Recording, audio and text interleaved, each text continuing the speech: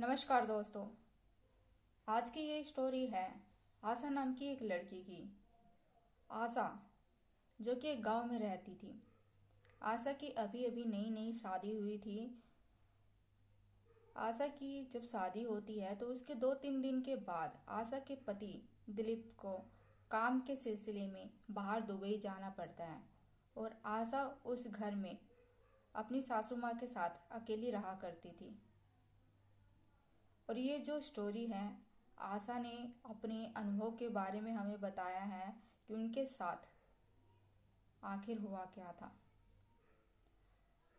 तो आशा बताती हैं कि एक रात जब आशा अपने कमरे में सो रही थी,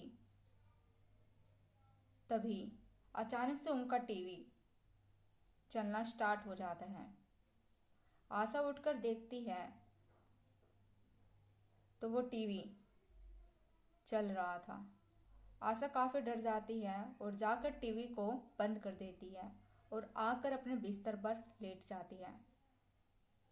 आशा को तभी अचानक से ये महसूस होता है कि उसके बगल में एक औरत या एक अजीब आत्मा उसके साइड में लेटी हुई है। आशा को बहुत ही ज्यादा अजीब लगता है और बहुत ही ज्यादा आशा डर चुकी होती है। आशा जिस तरह लेटी हुई थी बिस्तर पर, वैसी की वैसी ही लेटी रह गई। बिना कुछ सोचे समझे वो वैसी ही लेटी रही और हिल भी नहीं रही थी। तभी अचानक से उसने हिम्मत जुटाई और आशा ने पीछे की ओर मुड़कर देखा तो उसने देखा कि जहां पर वो सोई हुई है उसके साइड वाले बगल में गद्दा दबा हुआ है और ऐसा लग रहा है जैसे कि वहां पर कोई सोया हुआ है। आशा हिम्मत जुटाकर उठती है। आशा देखती है कि उसके पास में एक रिमोट पड़ा हुआ है। वो उस रिमोट को उठाती है और उस गद्दे पर जोर से मारती है। जैसे ही वो उस गद्दे पर मारती है तभी एकदम से वो जो बेड का गद्दा होता है वो ऊपर की ओर उठ जाता है। आशा ये देखते हुए काफी चौंक जाती है कि ये कैसे हुआ। उसने ये महसूस किया कि इस गद्दे पर शायद कोई सोया हुआ था और एकदम से उठ खड़ा हुआ हो। वो काफी डर जाता है ये सब देखने के बाद।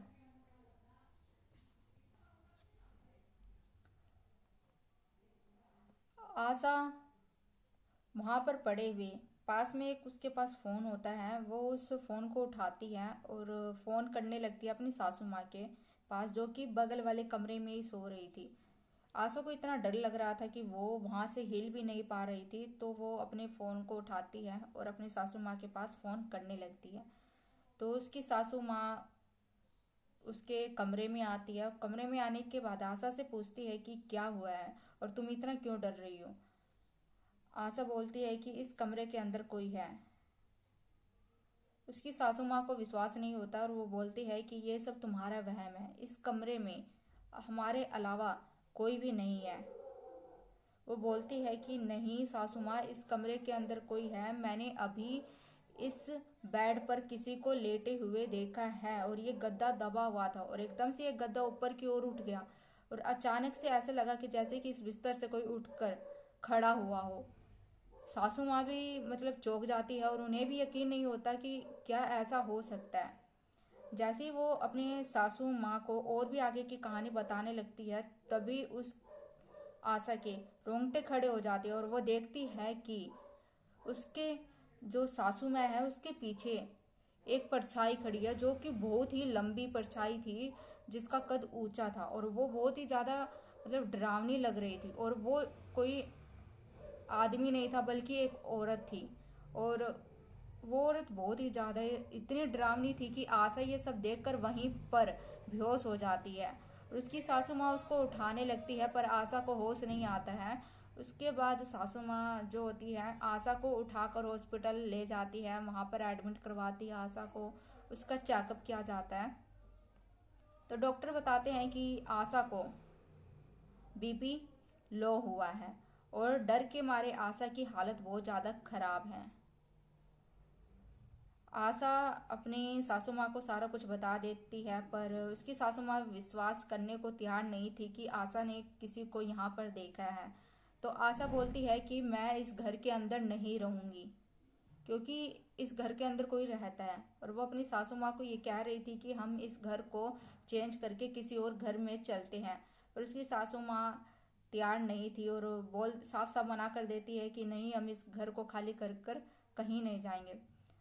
तो आशा मजबूरी में आकर अपने मायके में रहने लग जाती है, और वो मायके में तब तक रहती है जब तक कि वो उसकी सासू माँ उस घर को खाली नहीं कर देती, क्योंकि उस दिन के बाद आशा काफ़ी डर चुकी थी और आशा ने सोच लिया था कि वो उस घर के अंदर फिर कभी नहीं जाएगी। अब थोड़े दिन बीत जाते हैं, उसके बाद आशा अपने पति के पास फ़ोन करती है और अपने पति से कहती है कि उस घर में उसके साथ ये सब घटनाएं हुई है। उसे एक औरत दिखाई दी है, अचानक से उसकी जो टीवी थी वो स्टार्ट हो जाती है चलना अचानक से, मतलब उसके साथ जो कुछ भी घटना हुई थी वो सब अपने पति को बता देती है।